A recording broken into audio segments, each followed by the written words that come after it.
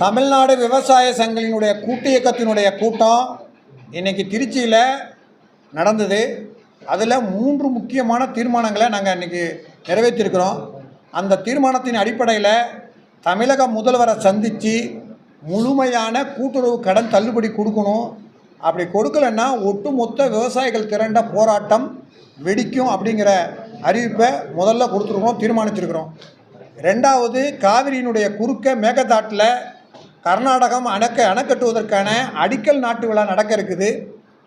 தமிழக அரசு உச்சநீதிமன்றத்தில் தொடுத்த வழக்கு தள்ளுபடி செய்யப்பட்டிருக்கிற நிலையில் இன்றைக்கி சுற்றுச்சூழல் அனுமதி கொடுக்கக்கூடாதுன்னு சொல்லி 3வது இடத்துல போய் நம்ம ஏற்கனவே இருக்கக்கூடிய 2 நிகழ்வுகளை ஏற்றுக்கிட்ட மாதிரி இந்த வழக்கு அமையுது. அதனால் 1970 1984 டெல்டா விவசாயிகள் காவிரியுடைய உரிமை மீட்பதற்காக நேரடியாக உச்சநீதிமன்றத்தில் வழக்கு தொடுத்தோம். அது மாதிரி இன்றைக்கு தமிழக அரசினுடைய அனுமதியோடு வழக்கு தொடுக்கிறதுக்காக முதல்வரை சந்திக்க இருக்கிறோம்.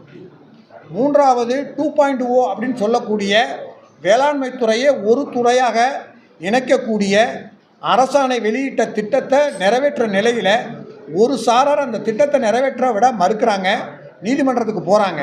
உடனடியாக தமிழக அரசு இதை நிறைவேற்றி ஒரு விவசாயி ஒரு கிராமத்தில் ஒரு அலுவலரை சந்தித்தா அத்துணை உதவிகளும் அந்த விவசாயிகளுக்கு அங்கேயே கிடைக்கணும்.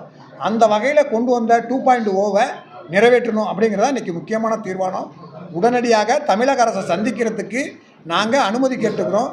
கிட்டத்தட்ட ஒரு முக்கியமாக 50க்கும் மேற்பட்ட சங்கங்களில் 10 சங்கத்தினுடைய தலைவர்கள் சென்னையில் சென்று முதலமைச்சரை சந்தித்து நீதிமன்ற வழக்கு காவிரியினுடைய மேகதாட்டு விவகாரத்தில் முடிவு செய்கிறதுக்காக இருக்கிறோம். கடன் தள்ளுபடிங்கிறது இன்றைக்கி அறிவிச்சிருக்க அறிவிப்பு பணத்தினுடைய அடிப்படையில் அறிவிச்சிருக்கிறாங்க.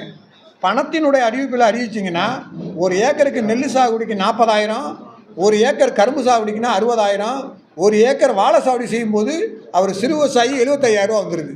ஆனால் நீங்கள் பணம் 50,000ன்னு சொல்கிறீங்க. அதனால் ஒருத்தர் கூட எலிஜிபிள் ஆக மாட்டாங்க. அதனால் உங்களுடைய அறிவிப்பு பணம் என்பதுக்கு பதிலாக ஏற்கனவே இருக்கிற கூட்டுறவு சட்டப்படி நிலத்தின் அடிப்படையில் இருக்கணும்.